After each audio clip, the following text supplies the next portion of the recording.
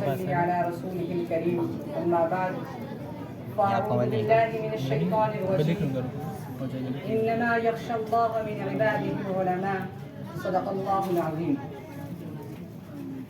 بہار آئی اگر گلشن میں تو کس کام کی آئی، بہار آئی اگر گلشن میں تو کس کام کی آئی، نشیمن شاخ پہ باقی رہا نہ دل ہی سینوں میں.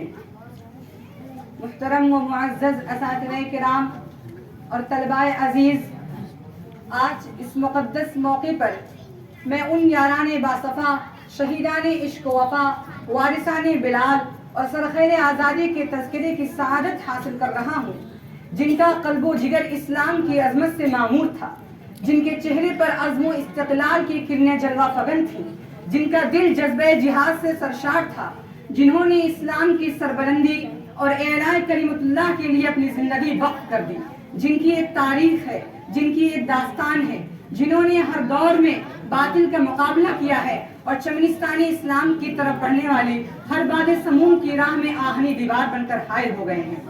حضرات، اس شمنستانی عالم کا پتا پتا بوٹا بوٹا اس بات پر شاہد ہے کہ یہ طبقہ ان اصحاب فکر و نظر، وارثانی قلب و جگر کا طبقہ ہے جنہوں نے ہر دور میں باطل کا مقابلہ کیا ہے. جب بھی باطل نے حق کو چیلنج کیا ہے، انہوں نے اس کے چیلنج کو قبول کیا ہے اور سر بکف میدان میں آ نکلے ہیں اور جنگ کر پوری بے خوفی سے باطل کا مقابلہ کیا ہے.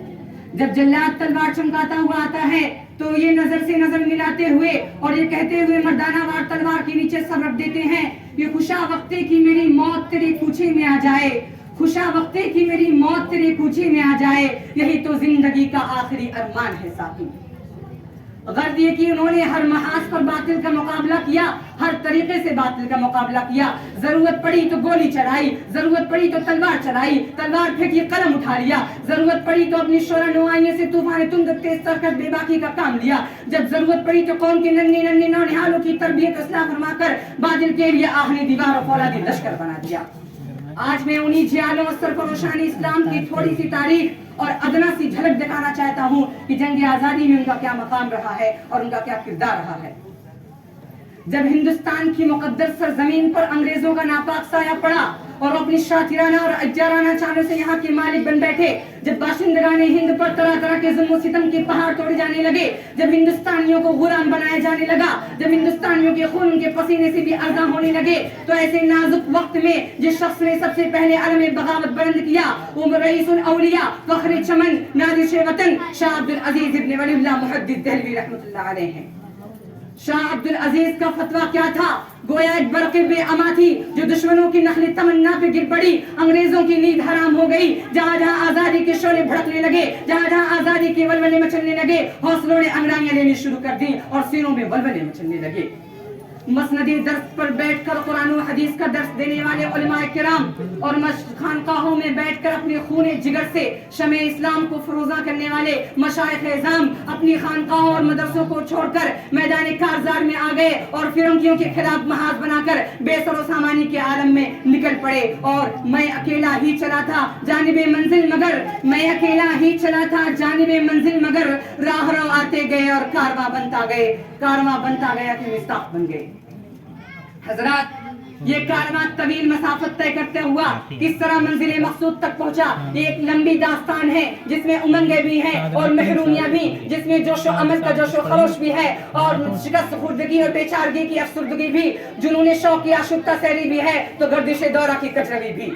اس طویل مسافت کو طے کرتے ہوئے ان کے پاؤں مسلسل لہولہان ہوتے رہے. ہزاروں اور لاکھوں کا وجود غبار راہ بن کر اڑ گیا. کبھی جب ظلم و تشدد کی خاردار جاڑیوں نے ان کے دامن کو تار تار کیا تو کبھی وحشت و بربریت کے پہاڑ ان کے راستے میں حائل ہو گئے. مگر اس بزم جنوں کے دیوانوں نے ہمت نہیں ہاری، حادثات اور مصائب سے ٹکراتے ہوئے منزل مقصود کی جانب بڑھتے رہے. راستے کی قربت و دوری سے بے فکر، تمانیت قلب سے مستغنی، پریشانی افکار کے احساسات سے بے نیاز، خطرات و وساوس کی گرفت سے بے پرواہ منزل مقصود کی جانب بڑھتے ہوئے کبھی عرب اور ترکی کی راہوں کو ناپتے ہیں تو کبھی روس اور افغان کی وادیاں پیمائی کرتے ہیں، کبھی مالٹا کی کوٹریوں میں قیام کرتے ہیں تو کبھی عدالت کے کٹہرے میں کھڑے ہو کر نغمے آزادی سناتے ہیں، کبھی پھانسی کے پھندے کو چوم کر منزل کا نشان پوچھتے ہیں تو کبھی ریوالور کی لبلبی پر انگلی رکھ دیتے ہیں کہ شاید گولیوں کی سنسناہٹ ہی منزل کا پتہ بتا سکے. गर्दी बज़्म जुनू के दीवानों ने हर राह से मंजिल तक पहुंचने की कोशिश की और पहुंचकर ही दम लिया। तारीख़ हिंद हमसे कहती है इस बज़्म जुनू के दीवाने हर राह से पहुंचे मंजिल तक, इस बज़्म जुनू के दीवाने हर राह से पहुंचे मंजिल तक। बेताबी उनकी आम हुई सहराओं से लेकर साहिल तक। हाँ संग गिरा पे लिखते थे वो अपने दिले नादा का हाल, हाँ संग गिरा पे लिखते थे वो अपने दिले नादा का हाल। शायद की तलाशे मक्तल में कोई पत्थर पहुंचे कातिल तक। हज़रात, ये एक रोशन हकीकत है कि अगर हिंदुस्तान की जंग आज़ादी में उलमा किराम हिस्सा न लेते तो हिंदुस्तान कभी भी आज़ाद ना होता। अगर ये सरख़ैल आज़ादी ना होते तो तहरीक आज़ादी न चलती, तहरीक बालाकोट न चलती, तहरीक खिलाफत न चलती, तहरीक रेशमी रुमाल न चलती, हिंदुस्तान छोड़ो तहरीक न चलती, मुकद्दमे वहाबियान न चलता, अंबाला साजिश केस न बनता। अलगरस उलमा किराम ही ने अपनी खूनी जिगर से उरूस आज़ादी की हिनाबंदी की है और अपने मुक़द्दस लहू के शजर आज़ादी को सींचा और कुर्बान चढ़ाया। चुनांचे 1857 की जंग आज़ादी में 2 महाज बनाए गए। एक महाज अंबाला पर जिसकी क़यादत मौलाना जाफर थानी सिद्दीक़ी के पास थी, दूसरा शामिली पर जिसकी क़यादत हज़रत अब्दुल्लाह मुहाजिर मक्की के पास थी। इस 1857 की जंग में बड़े बड़े उलमा और सुलहा शहीद जख्मी हुए। इस 1857 की जंग में हज़रत नानोती जख्मी हुए। इस 1857 की जंग में हज़रत गंगोही जख्मी हुए। इसी जंग में हाफिज़ दामी शहीद हुए। इस 1857 की जंग में 2 लाख मुसलमान शहीद हुए, जिसमें 51,500 उलमाए किराम थे। सिर्फ दिल्ली में 500 उलमाए किराम को तख्ते-ए-दार पर लटका दिया गया। खुद अंग्रेज मौर्रिख एडवर्ड थॉमसन अपनी याददाश्त में लिखता है कि दिल्ली की चांदनी चौक से लेकर खैबर तक तो कोई भी दरख्त ऐसा नहीं था जिस पर उलमाए किराम की गर्दनें लटकी हो। थॉमसन कहता है कि उलमाए किराम को तांबे से दागा गया। थॉमसन कहता है कि उलमाए किराम को सुअरों की खालों में बंद करके जलते हुए तंदूरों में डाल दिया गया। थॉमसन कहता है कि उलमाए किराम को हाथी पे खड़ा करके दरख्त से बांध कर नीचे से हाथियों को चला दिया गया। थॉमसन कहता है कि मेरे सामने 40-40 उलमाए किराम के कपड़े उतार कर दहकते हुए अंगारों में डाल दिया गया। हजरात, उन्हीं शेरानी इस्लाम और सरफरोशानी खैरुल अनाम के सच्चे फर्जंद और हकीकी जानशीन शेखुल हिंद, शेखुल इस्लाम और मौलाना उबैदुल्लाह सिंधी रहमतुल्लाह अलैहिम हैं। ये वही शेखुल हिंद हैं जिन्होंने अंग्रेजों के खिलाफ वो आलमगीर तहरीक चलाई कि जिससे अक्ल इंसानी हैरान और शद्द रह जाती है और उनकी ज़ूद फहमी और दूरबीनी पर क़यादत और सियादत सर धुनती है। ये शख्स कद्दो क़ामत के एतबार से कवी गुल हैकल और अदीमुल जुस्सा दुना था, मगर वो अपने दौर के तमाम सियासी कायदीन और मजहबी रहनुमाओं का मुक़्तदा था। वो मंबए फ़क्र और हुर्रियत व खुलूस वफ़ा था, जो एक तरफ आज़ादी को जोश व खरोश और जज्बा व वलवला से लोगों के क़ुलूब को मामूर कर रहा था, तो दूसरी तरफ क़ाल अल्लाह क़ाल रसूल का जामे खुशगवार तिश्नगानी उलूम नबुव्वत को अपने दस्ते मुबारक से भर भर कर पिला रहा था। इस अदीम हस्ती की वो आलमगीर तहरीक जिसे तहरीक रेशमी रुमाल से जाना जाता है, अगर कामयाब हो गई होती तो आज हिंदुस्तान का नक्शा ही कुछ और होता। लेकिन किस्मत की खूबी देखिए टूटा कहाँ कमंद, किस्मत की खूबी देखिए कि टूटा कहाँ कमंद, 2-4 हाथ जबकि लबे बाम रह गया।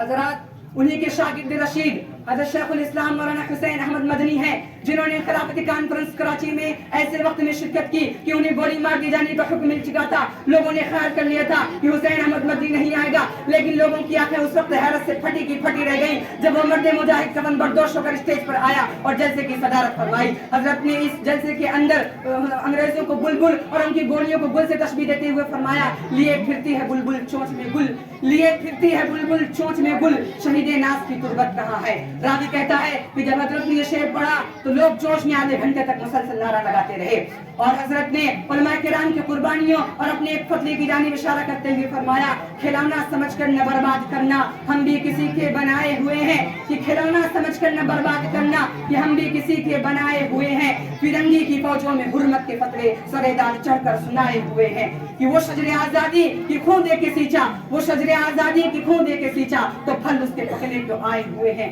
लेकिन कितनी बर्बादी मुकद्दर में थी आबादी के बाद, कितनी बर्बादी मुकद्दर में थी आबादी के बाद, क्या बताएं हम पे क्या गुजरी है आजादी के बाद।